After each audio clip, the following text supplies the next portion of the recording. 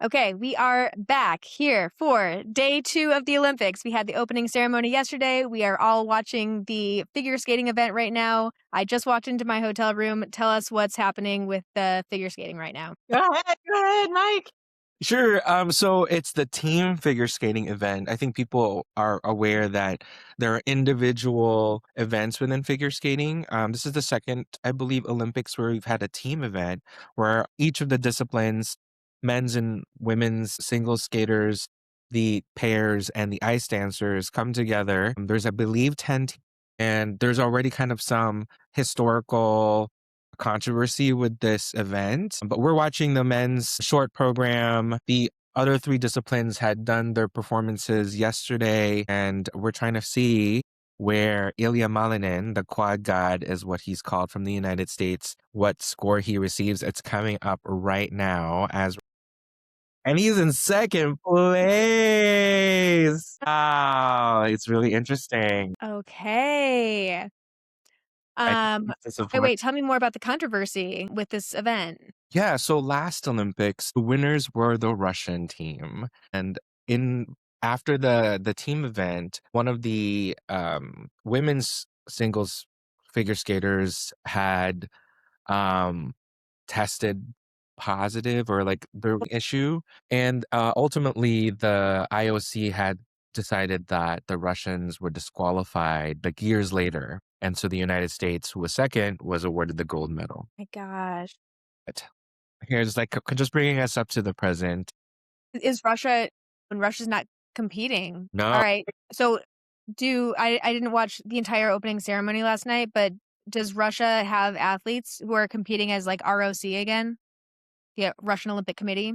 Okay, So, yeah. got it. I don't think they're called Russian Olympic Committee. I think they're neutral athletes. Oh, So both Russian and Belarusian athletes can compete as neutral athletes. They were not allowed to walk during the Parade of Nations.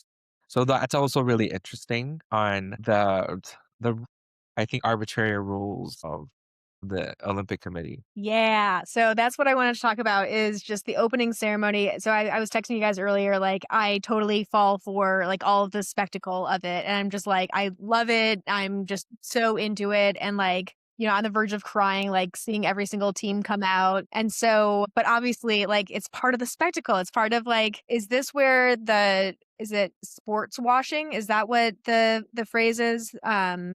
To be like, let's focus on sports instead of like the major political things that are happening in the world. So, yeah, what stood out to you guys from the opening ceremony? I thought it was hilarious. It was colorful. It was like kind of cartoonish, and it was like everything that you would want in an opening ceremony, but it was also just like delightfully like very overt symbolism. Like there was nothing like left to the imagination, there was like little people like dressed up like famous Italian like Italy is famous for. Like I loved the little people that were dressed up like espresso hands, like that were running around and dancing and all of the like, everything that they're famous for was encompassed in it, So you had opera and you had painting, you had, espresso, Fashion. fashion, right? And so it was like everything that they wanted to highlight that they're proud of, which I thought was really sweet. And I definitely had a moment where I was kind of watching this and going like, okay, this is like your traditional nationalist spectacle. And then Andrea Bocelli comes out and he starts just singing with an angelic voice.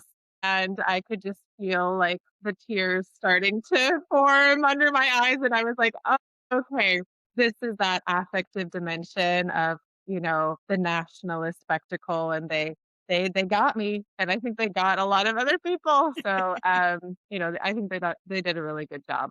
There was Yeah, definitely some appearances where I was like, "Oh wow, why is Mariah Carey here? Why is Charlize Theron here?" So there were some sort of star appearances that I had questions about, sort of like, "Oh, that's kind of curious that these folks were here." But overall, I thought they did a good job.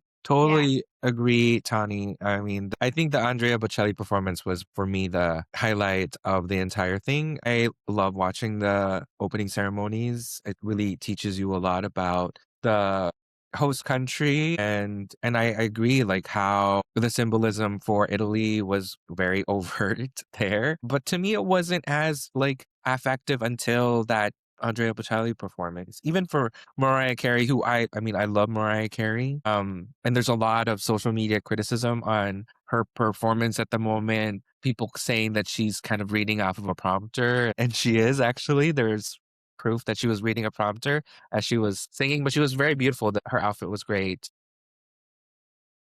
She hit the high I notes really well, exactly.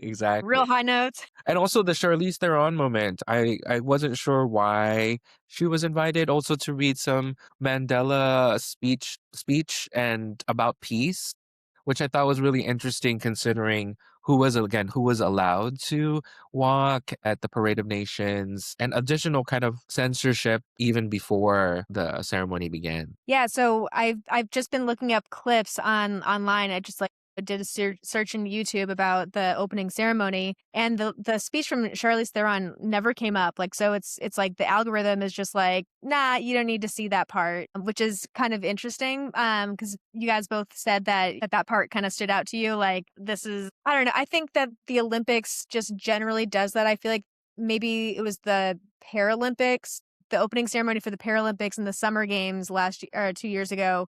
I think that they really tried to make a huge effort to be like, "Hey, what's happening in Russia right now is not okay, and like we need to this is what the purpose of this international competition is, to bring people together, and so let's all just remember that," which is a lovely idea. Obviously, I think that a lot of time, I mean, some athletes are like overtly political, but a lot of times athletes are just like so far removed from the politics of what's going on in their countries, and so it makes me feel like weird when it's the athletes who get the brunt of what's going on from their countries. They're like the representation of their country, but then it's like they're not in charge of developing these policies, but they're still part of it. And so I've seen just like the Israeli athletes coming out and people were booing. Was that what you guys have seen, or is that like internet fakery, or is that real? I think even in the US, the NBC telecast, you can hear the response from the audience when that country came in to the stadium. I think if you look at I think the best or the most audible one is in the Canadian telecast where you could really hear the response. But also a response to the Vice President of the United States with some boos. Was very it wasn't as highlighted in the US telecast, which I thought was very interesting. I was gonna say that because that's what I've seen on social media is like, "Oh, listen to JD Vance getting booed," and I was like, I watched the retake or whatever on NBC, their, YouTube page, and it was like, I didn't hear any boos, but it was probably from other, yeah, sportscasters that were talking about that. Tani, was there other things that you kind of wanted to highlight about the opening ceremony? I thought that there was this wonderful human dimension to it, and I remember from the Beijing Olympics that they had a lot of drones and a lot of, like, strobe lights and a lot of, more high tech kind of performative stuff, and I liked that it was a little bit more analog and there was more just, all the as a dancer and a performer, I appreciated all of the choreographed, synchronized performances in that round space that kind of looked like it had that circular type of shape and people were moving in and out of that space. And I like that it was a little bit more, focused on the human dimension of the dancers and highlighting some talented folks from Italy who I wasn't familiar with. Like they had a Italian rapper and they had some other singers and stuff like that. And then they had this really funny segment where there was an Italian woman whose mic wasn't working, and they had a whole bit about, like, the Italian, like, hand movements and what those mean, and I thought that was, it was a little cheesy, but it was cute, it was funny. I love that they kind of had some humor baked into it, and it felt very human in an era where I feel like everything is, like, AI and overly digitized, and I kinda like that, it was sweet. Yeah. Have you been watching any of the Norwegian coverage?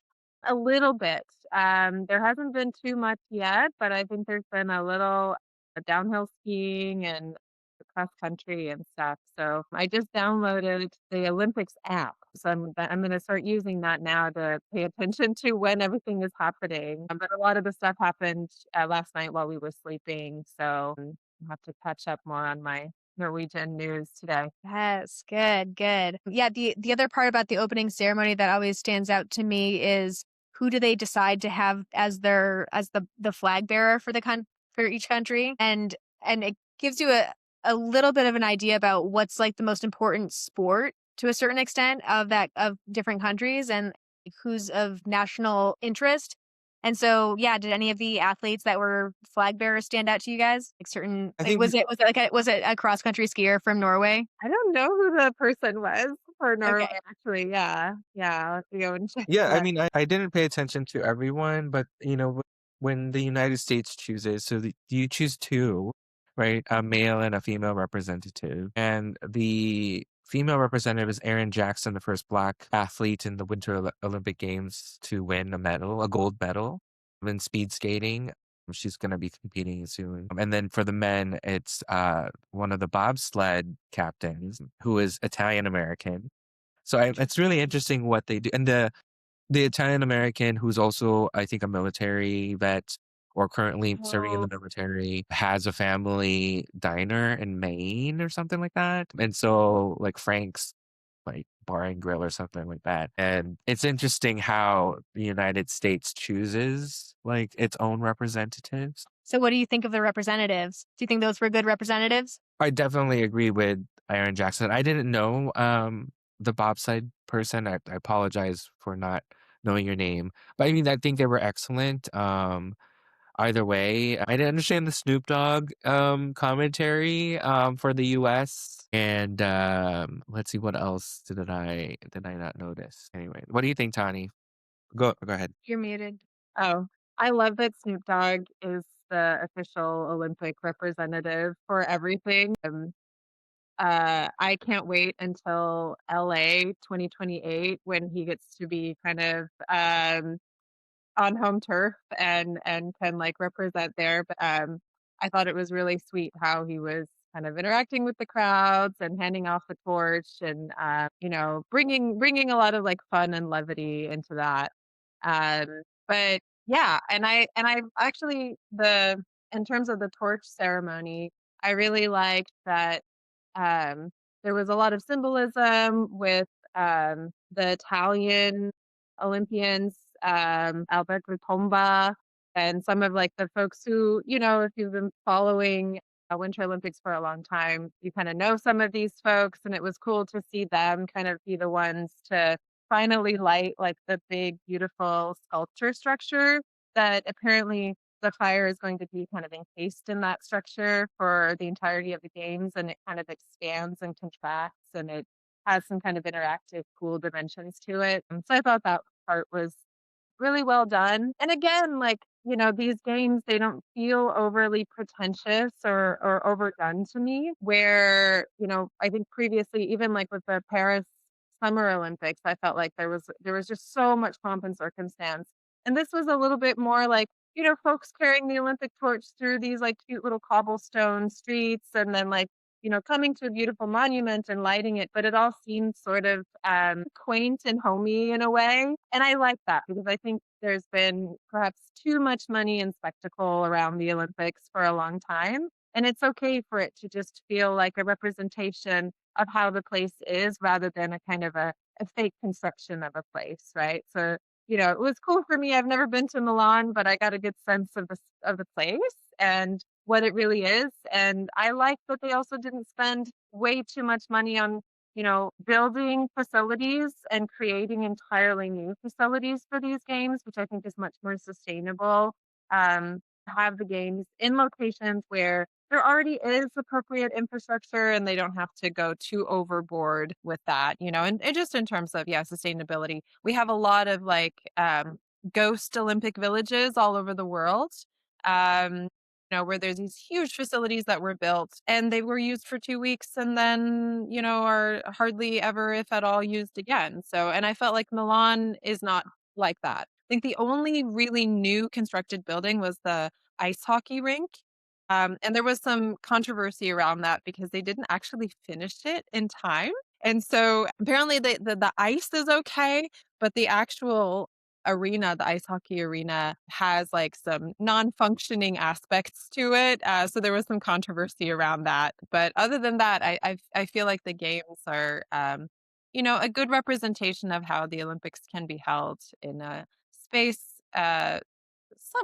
more sustainably than what we've seen in the past several decades. Yeah, I think I saw something about the luge track. It's the first time that the luge track is temporary. Otherwise, it's usually a permanent track. And in the Summer Olympics, a lot of times they'll take a big stadium and then put a temporary pool in the stadium. And one of the interesting things that happens in temporary pools is the filtration system. Usually, pools that are in ground have the filtration systems in the bottom of the pool.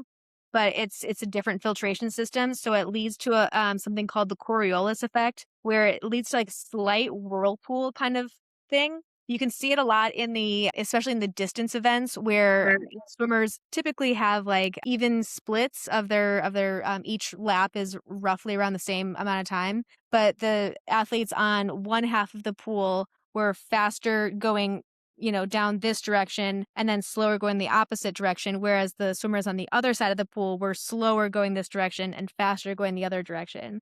And so some of my colleagues at Indiana were doing that research to look at, all right, is there actually any statistical difference? And there is between when competitions are done in permanent pools compared to temporary pools.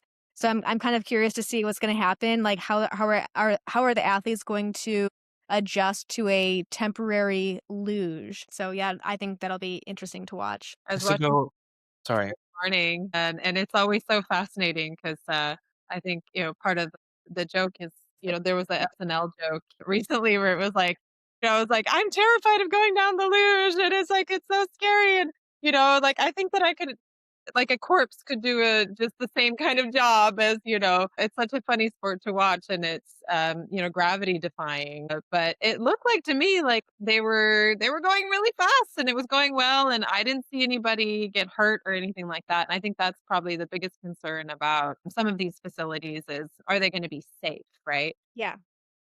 And, yeah, I think it looked alright to me, and I think Milan has been lucky also generally with, like, the outdoor spaces too, that they have enough snow and that it's cold enough right now, because 'cause that's been an issue when it was held in Russia, when it was held in Beijing, right? Just having to create a lot of artificial snow and cool things down artificially, which made things really complicated and less safe, really. Yeah, Yeah. in Cortina, the weather wasn't cooperating for the past week, and it just like in the past 2 days, it's been snowing crazy, so Oh my gosh. Yeah, I had my students read a paper last week in class about injuries that happened during the Winter Olympics, and they categorized it in terms of the skating kind of sports, like the ice sports versus the snow sports. Basically, like the difference between the two locations for the Olympics, and there were actually more injuries that happened during the snow sports, which is, because they're going so in regardless, they're going so fast. And so if something happens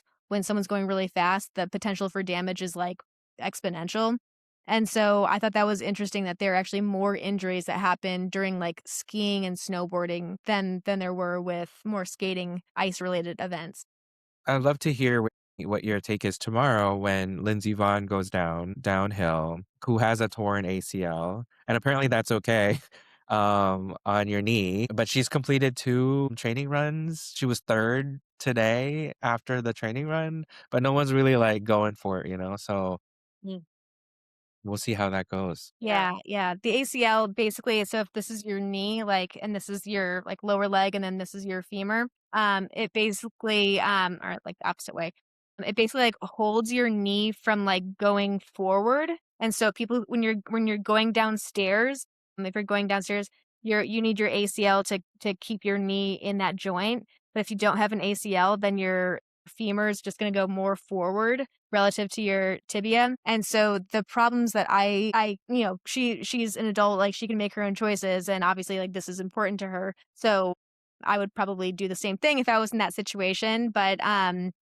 Yeah, it's basically sets her up at risk for other injuries that could happen to her knee.